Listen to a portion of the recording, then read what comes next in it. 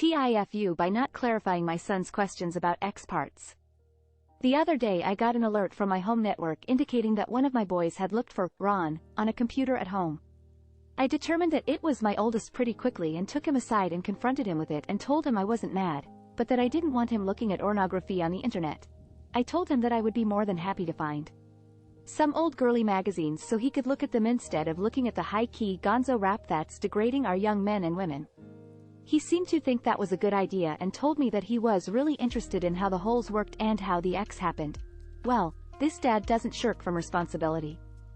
I proceeded to give him a lengthy discourse on the female undercarriage with accompanying pictures. I explained to him the various parts of the vagina, including the abia minora, and the clitoris, and then had him explain back to me the different areas of a woman's vagina and tell me what purposes they served. I showed him several pictures of different styles of women, including innies, outies, and a few in-betweens. He's a quick study, and was able to identify the pertinent parts of the vaginal area, even when I threw a curveball with a woman with either overdeveloped or underdeveloped abia minora. So after I had shared my vast knowledge of women's private parts, I asked my son whether he had any questions. He simply replied, "I really just wanted to see some oobs." TLDR son was interested in X parts and I went them and overshared. TIFU while arguing with my boyfriend. Today I act up while having an argument with my boyfriend. He is a bit of the jealous type, and has recently been asking about me and my phone. Today he argued that as boyfriend-girlfriend we should be allowed to look at each other's phones. I disagreed, said phones are private, and that he should trust me enough not to have to go through my phone. He says, "If you don't let me look, it makes me think you are cheating." And then for some reason I decided that the smart thing to say was, "Oh please, if I wanted to cheat, you'd never find out." He didn't say anything, he just stared at me for a long time. Then he got up and left, and now I'm pretty sure I am single. TLDRI was arguing with boyfriend, and stupidly said that if I wanted to cheat, he'd never even know. TIFU by getting a new job and doing it in 1/7 time of the last person. TIFU by getting a new job and being stupidly efficient in it. TLDR below, but basically I got a job 3 months ago and I've been, as most new personnel would, trying my best. I suppose this UCK up happened a few months ago, but I only just realized when it was raised at a staff meeting that the team pay was far lower than usual.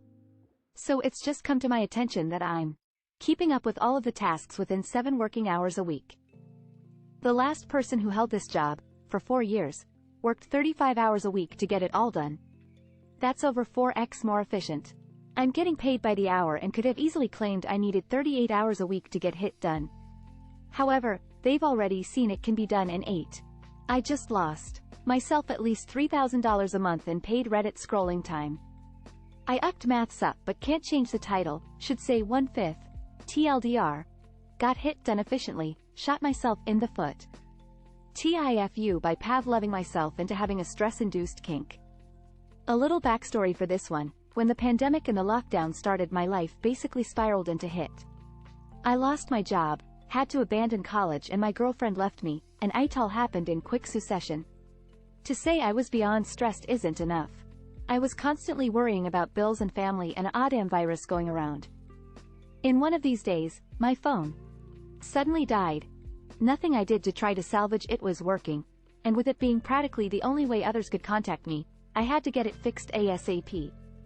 It ended up costing me around $600 in my currency I didn't had, which meant I had to borrow it from someone, which meant I had to worry about paying this person, which meant more anxiety and stress for me. At the end of the day, my brother was able to lend me some cash if I promised to pay him it all in the next 3 months.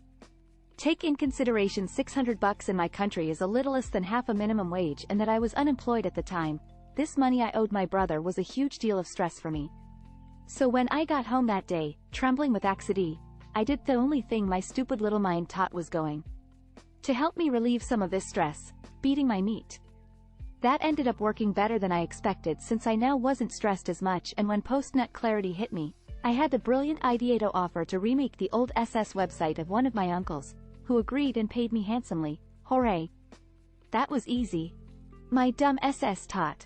After that I ended up making a habit that whenever something was worrying me, I would take a breather and polish my pole, and after that I would think about a solution. And most of the time it worked like a charm. Worked so well in fact that I started thinking about the problems while I was buttering my meat baguette. It was no big deal since I live alone and was freelancing at home. And soon the beat then think method was being applied to basically anything that was minimally anxiety-inducing to me. Code wasn't working? Beat then think. Not sure if I can pay my bills this month. Beat then think. Car broke? Beat then think. Got into a fight with one of my friends? BTT. My rice burned? BTT. I didn't even need Oren anymore to get into the mood. I would be already hard and ready before I could even open the Hub app. For some unknown reason, blame the virus or the last brain cell I had left, I never realized how this was turning into a huge problem. Since I was basically a NEET at this point, only leaving my house when necessary and being alone or most of the time, I simply got accustomed to my BTT habits, and, if it works, it works.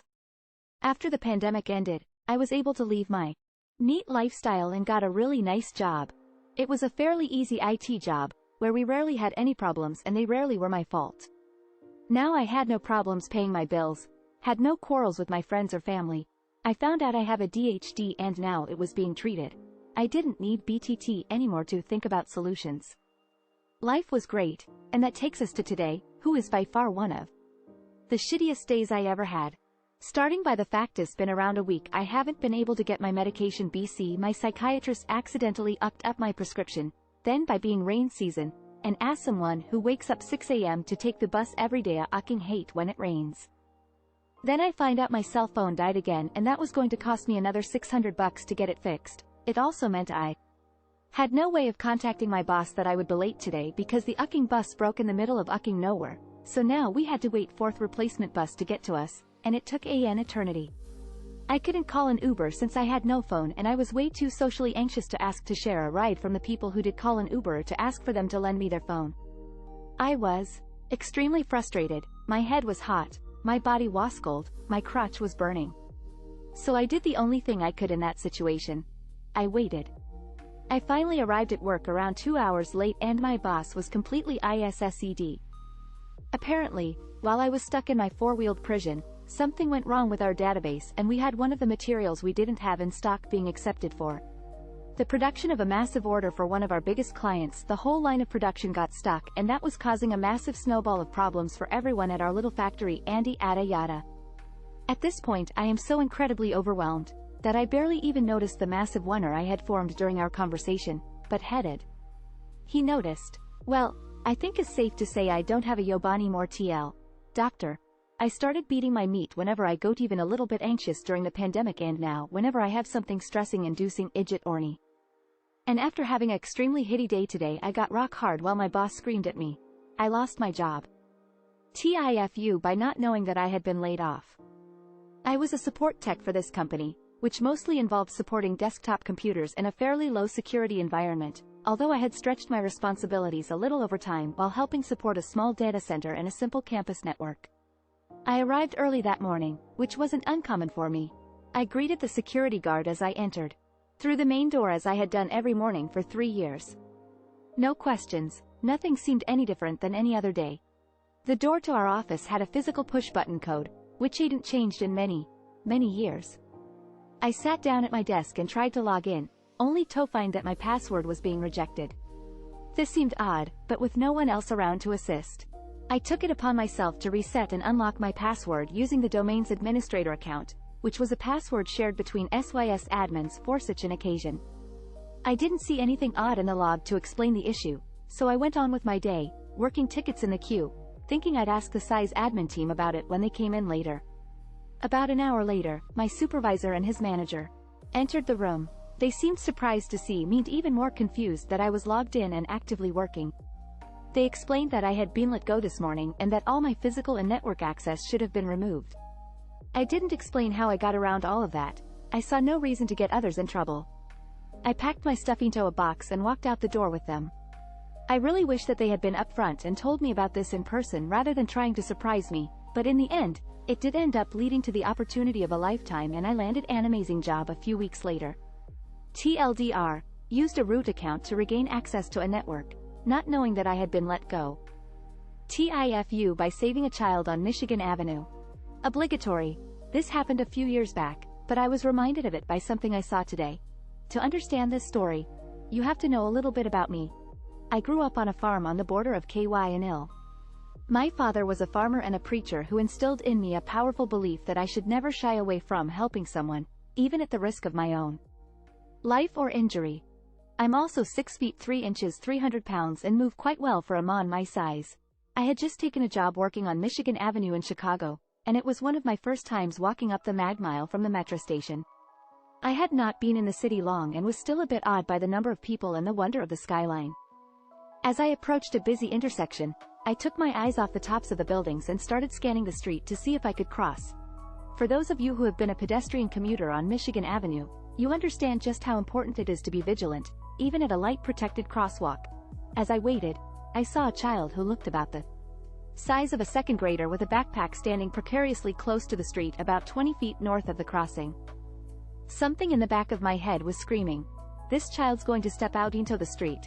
As I watched in horror, the nagging voice proved to be right as the kid jumped off the curb and started running across the 6 lanes of traffic. Instinct kicked in and I took off in pursuit, closing the distance between us in a matter of steps and swapping the child up into my arms before sprinting back to the curb. I spoke softly to the child, tucked under my arm like a sack of feed as I returned us to safety. "Hold on, buddy. I got you." To which a man's voice replied, "What the UCKR? You doing SS hole?" Shocked, I dropped him down on the sidewalk and turned him around, only to be greeted by a man with a bushy salt and pepper goatee. TLDR.